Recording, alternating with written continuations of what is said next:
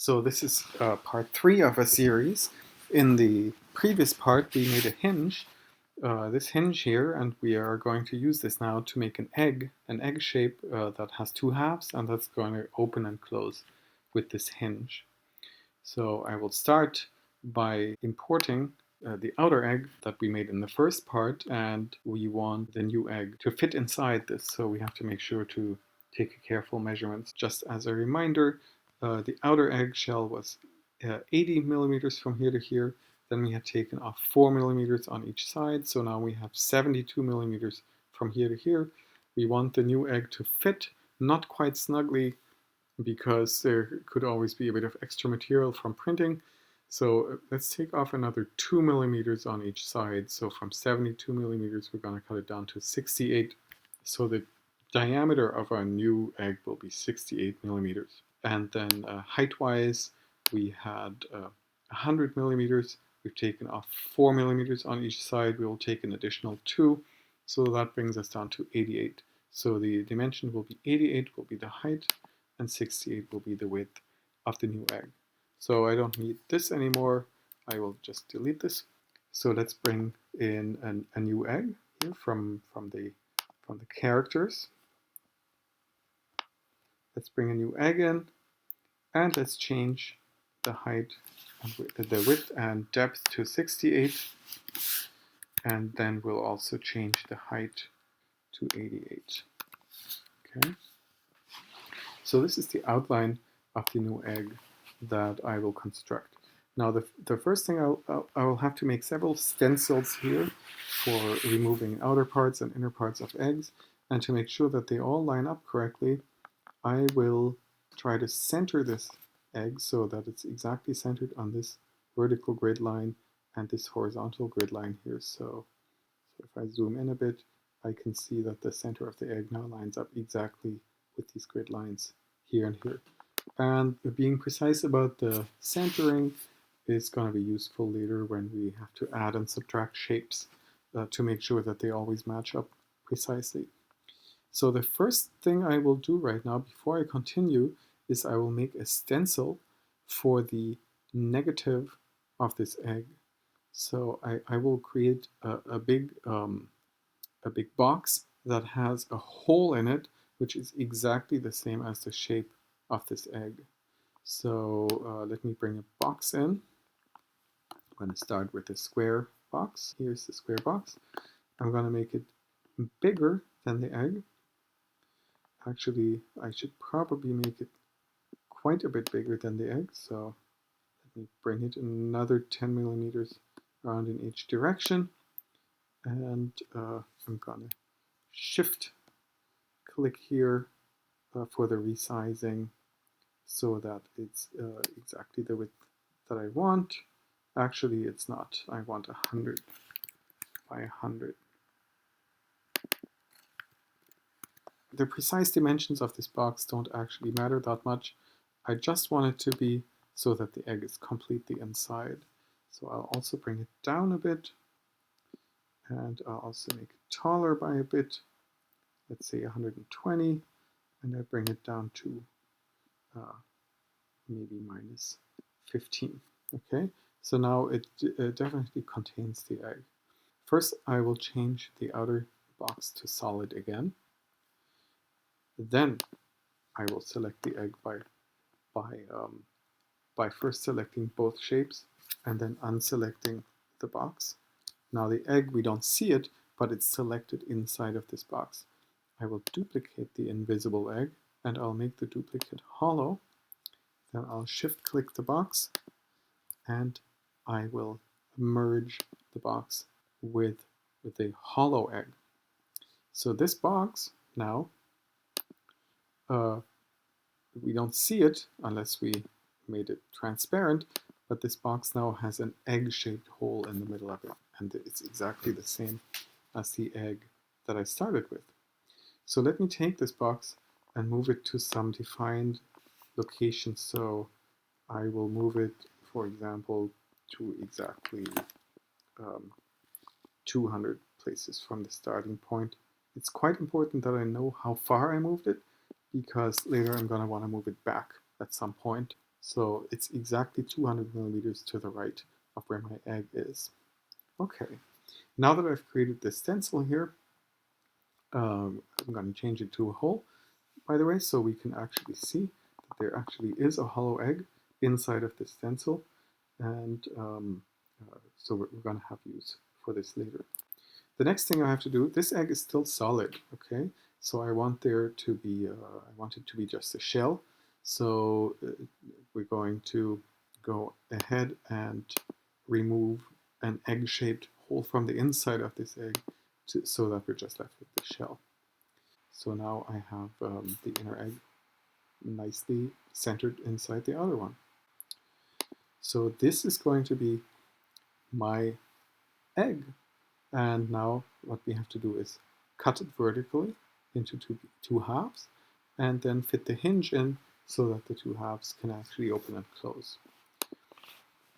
So cutting it vertically into two halves is relatively easy. So let's go to our basic shape. Let's switch to top view here for a moment. Let's bring a box in.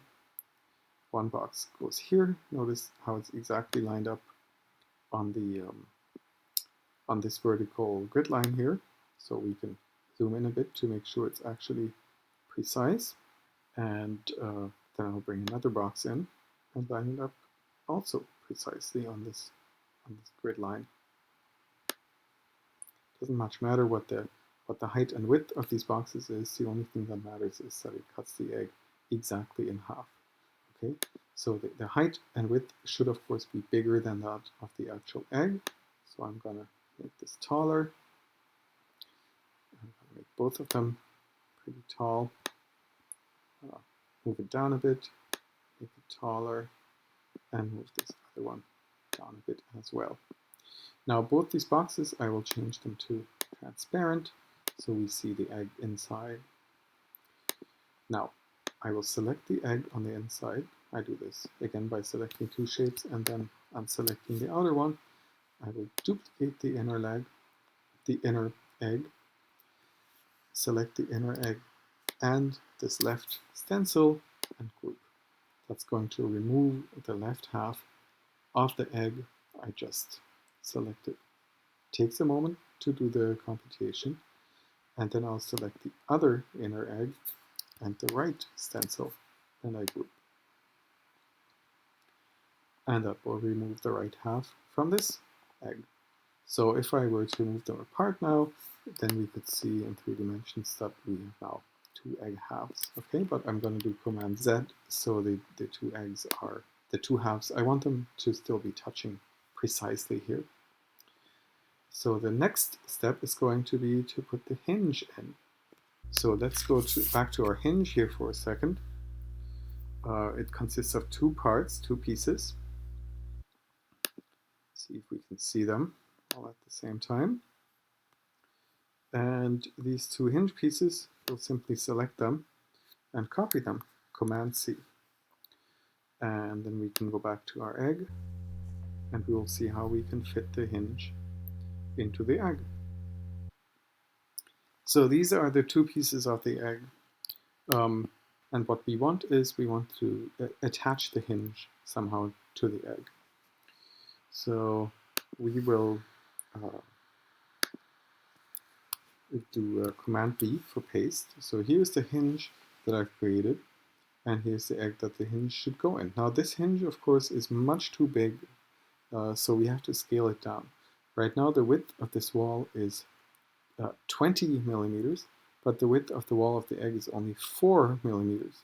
So this whole hinge has to be scaled down from 20 millimeters to 4 millimeters, so by a factor of 5.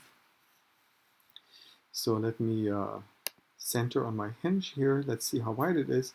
It's 410 millimeters wide right now, and I want to scale it down by a factor of 5. So 410 divided by 5 would be exactly 82. Top, bottom, sides, right? It will scale everything to the correct dimensions. So the hinge will be of the same sort of dimension as the egg. But of course this wall is rounded and this wall is straight. So we have to do something to make the two of them fit together. Okay. So let's first work in the front view. The first thing I want to do is move the hinge to approximately the correct location. So let's select both hinge pieces here, and let's actually move that over to the point where it's going to be exactly centered on the egg. So this is what's important. I want there's a cylinder here in the middle of my hinge, and I want this to be quite precisely aligned with the egg. So right now it's not, right? Because the center of the cylinder is right here, and I want that to align with the actual cut in the egg.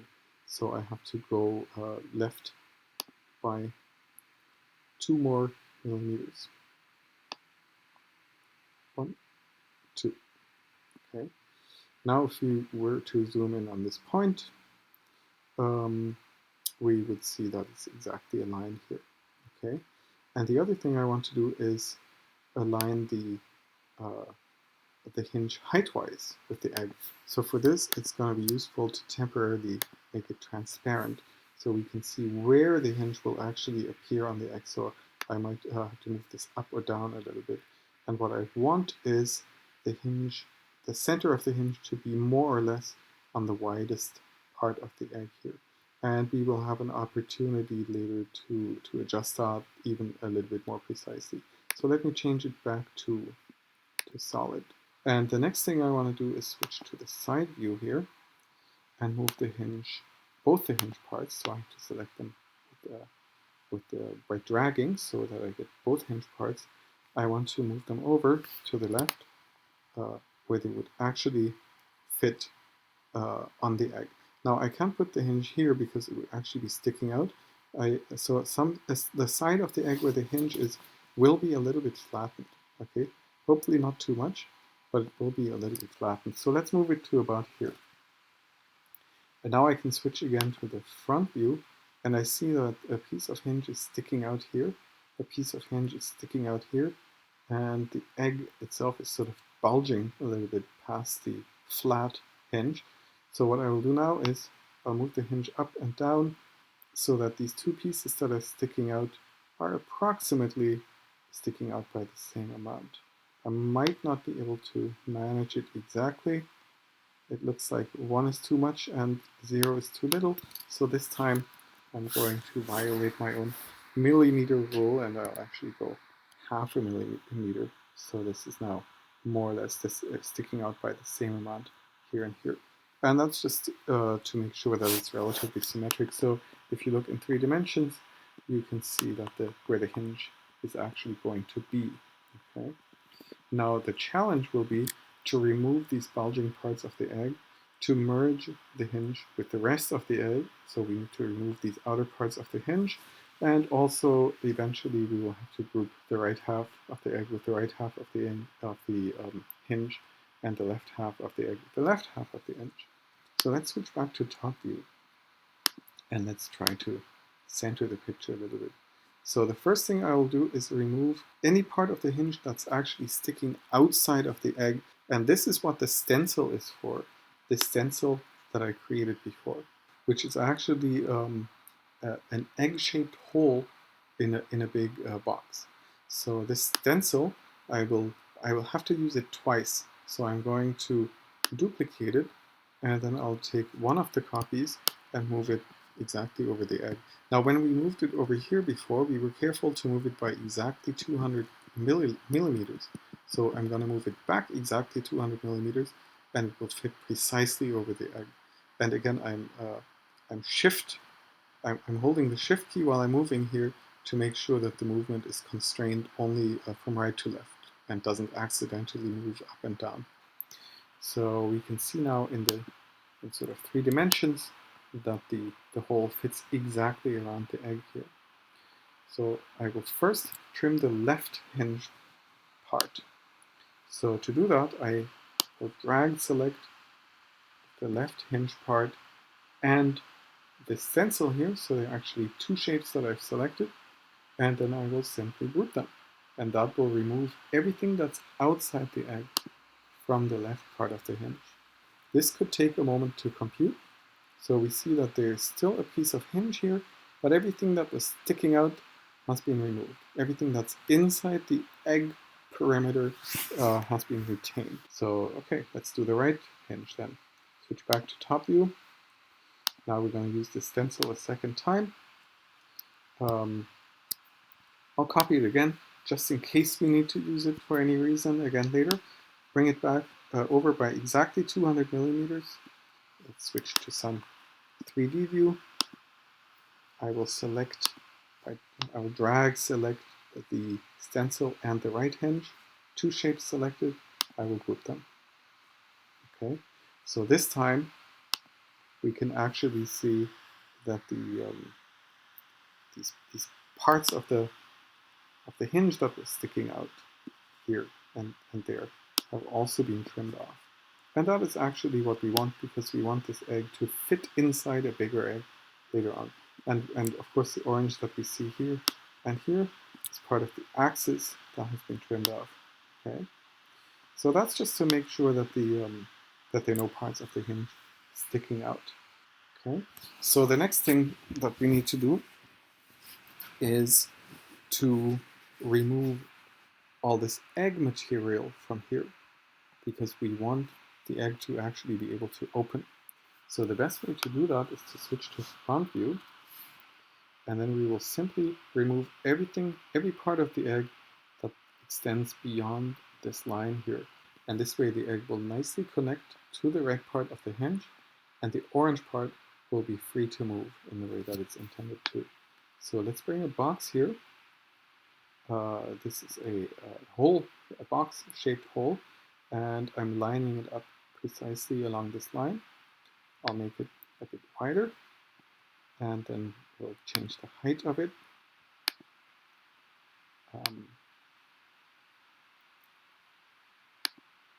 I'll change the height of it to cover, doesn't have to cover the whole egg, but it has to cover this part, right?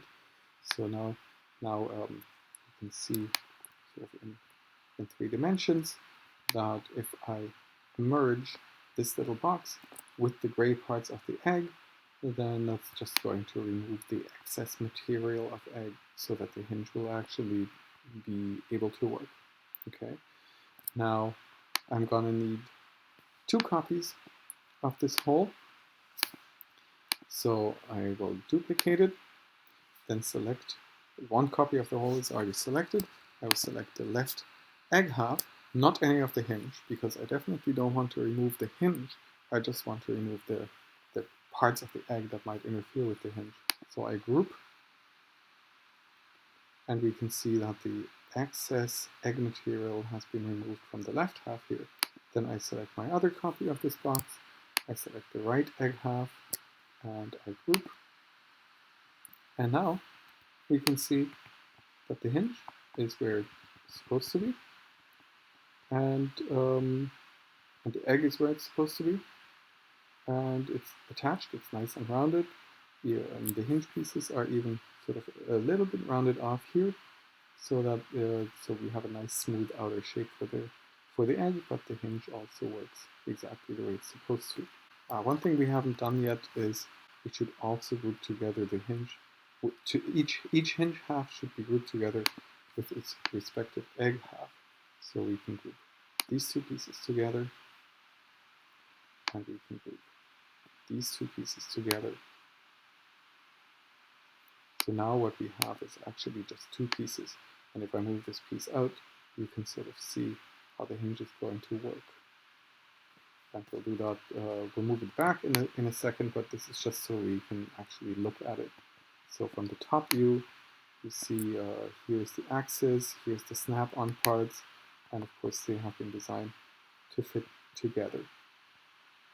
You can also see there's a little lip here, and that is perfectly intentional, because when we move the egg back to its position, there has to be a little spare out here for the axis to go. So I'm gonna hit Command Z twice, just to make sure I didn't accidentally move anything out of whack. And this finishes today's video for the second layer of the egg.